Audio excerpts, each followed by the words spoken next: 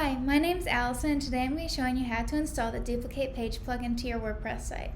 So right now I'm on my pages, and as you can see there's no easy way for me to duplicate or copy a page.